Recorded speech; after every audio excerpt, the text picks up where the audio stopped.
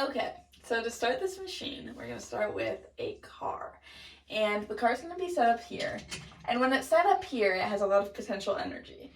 And once the car is released, that potential energy turns into kinetic energy as the force of gravity carries the car down the railing. Now, once the car comes down the railing, it's going to come and it's going to hit this book. Now, the book just standing here has a lot of potential energy again. But once the car hits it, that potential energy is turned into kinetic energy, and it starts a chain reaction, which is transferring the kinetic energy between each book as they fall. Now, once the last book falls, it's going to transfer all this kinetic energy that it's gathered from all of these books, and it's going to hit the Jenga tower, which is going to transfer that kinetic energy into the Jenga tower, causing it to fall due to the force of gravity. Now, when the Jenga tower falls because of gravity, it's going to hit the dominoes and set off another chain reaction similar to the books, where the dominoes all contain potential energy as they are right now, but once they start falling, they're transferring kinetic energy between each one.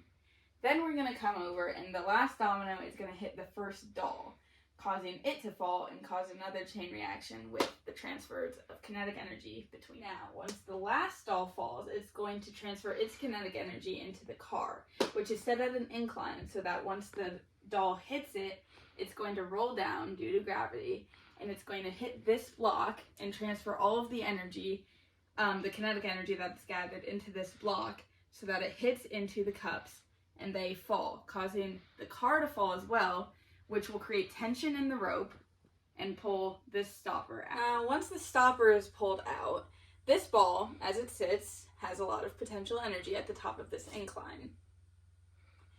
Once the stopper is pulled out, that potential energy is going to transform into kinetic energy as the ball rolls down the incline and falls into the basket. Now, once the ball falls into the basket, it's going to cause the basket to fall because of the weight of the ball, meaning that the basket falling is going to create a type of pulley system with the rope. The rope is going to have tension in it, and it's going to pull the whole string until the bucket over there tips and causes the ball to fall into the basket.